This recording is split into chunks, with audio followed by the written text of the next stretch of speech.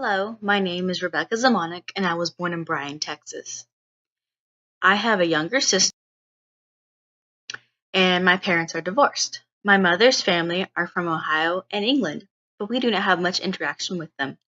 My father's family are descended from Czech immigrants that are located in East Texas. Ethnically, I am white, since European is the majority of my genetics, besides a Native American ancestor somewhere in my bloodline.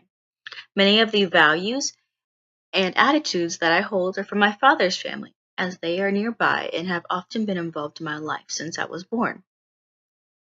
My family are originally Catholic. My immediate family have switched to Protestant Christianity or are agnostic, but the rest of my family practice going to Mass. The Catholic religion has shaped much of my childhood. For example, my mother wished to name me Becky, but a good Catholic names their child after a saint. So that is how I ended up with the name Rebecca. I went to Catholic elementary school until the third grade. We had to wear a uniform, and on Wednesdays, when we would go to Mass, the girls had to wear their jumpers instead of a polo and pants combo. Even when I left the school, and eventually the Catholic Church, I always felt the influence of the Catholic Church. For the longest time, I did not think I could wear anything except a skirt to church. Even though I am not Catholic, I hold a strange respect for Catholic symbols. Beyond religious beliefs, I can see that Catholicism has shaped my attitudes and beliefs about gender roles, work, dress, and other issues. While they are not necessarily negative, I am becoming more aware of how Catholicism has influenced my development.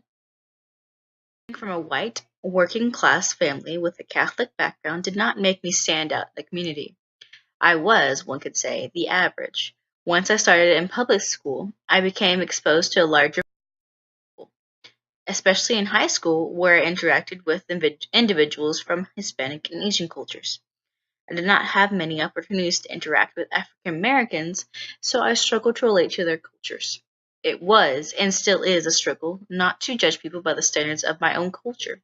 How one dresses and what image they give to the community is more important than how they necessarily are as a person, according to what I have been taught. I've also been taught loyalty to the family is considered one of the most important values, which those who deviate too much from family expectations are, ironically, ostracized from the family. Fitting in and following the rules of my family is my culture. As I've grown older, I've begun to think about my values and attitudes. They're often changed or solidified by my interactions with others. One thing I have observed about myself is the fact that I often change how I act to fit in with my environment. My accent.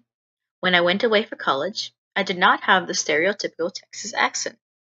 While working at a JCPenney's, a customer thought I was from the Midwest since my accent was more neutral.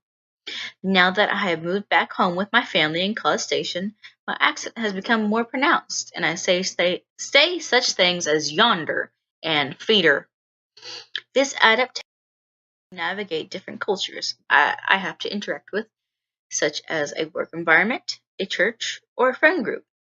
This follow the rules attitude is one that I gained from my family's culture and has helped me change to fit in with different groups. This ability means that I bring an awareness to a professional setting.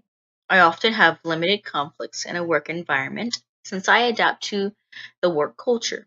I'm aware that my opinion is not necessarily needed or correct, and I often refrain from sharing it as it may cause more harm than good.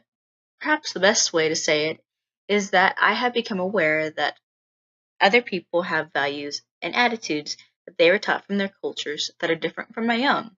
So I have to work with them so that everyone can interact with respect. Treating people with respect and adapting to differences are what I bring to a work. Thank you.